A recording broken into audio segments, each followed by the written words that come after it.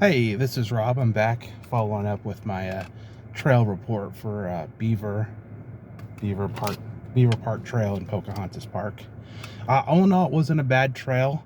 Uh, I kind of got a little bit lost and I got on the trail sort of a little way through, and then I walked through some lower marshlands, and then I walked through some hills, and then I came back around and saw the waterfall. It's actually pretty good. All in all, it took me about an hour and a half of just straight walking to get through it. The looking at the lake is really nice. If I didn't have two other locations I'm trying to make today, I probably would have stopped and just looked at the water for a couple of hours because it was just serene and calm. Definitely a great trail for kids. Definitely a great trail for fishing. Great trail for hiking. Great trail if you just kind of want to get away from it for a little while. It's definitely the place to be.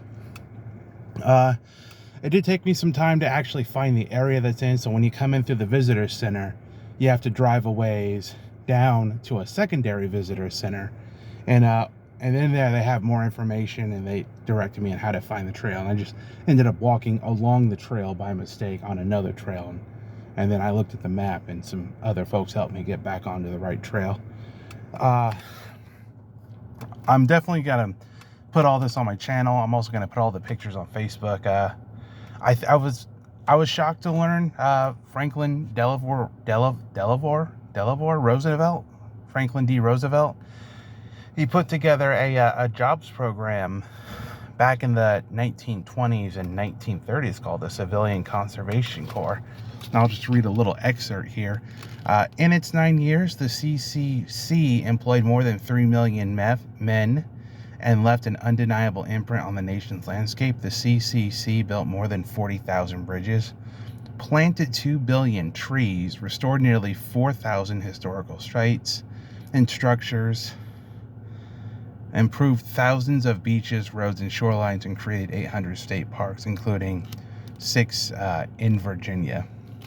And I was in there, and I read some of the stuff. I actually looked at the diaries, and I saw the dates that are dated March 17th, 1927, 1937, during its time there. I was actually kind of shocked because this is like 1910s through like the 1940s is not an era, as far as I know, where reading and writing was widely spread out, or at least not a lot of people can do that. And then during that era, like in the 1920s and 30s, the Dust Bowl was going on as well. So they took a lot of these guys in, and the people who were working there, the volunteers, told me that the majority of them graduated up to 8th grade, which I actually thought was better than they could get for that time. I was kind of surprised. So a lot of these guys graduated up to 8th grade. They taught them job skills, taught them how to bake, taught them obviously how to write and write good. It was kind of run like a military, so a lot of structure there. We don't really have anything like that today. At least I'm not aware of anything like that. Actually, I've met a lot of people in my time, and most of the people I've met from my area were like homeless and stuff like that. Some of them actually worked full time, but they still couldn't afford to live in the Seattle area, so it's kind of tough to live there, because that area you got to be making at least $100,000 to even have a chance at a decent apartment, and then maybe save for 10 or 12 years and buy a house if you're lucky. That's if you're lucky.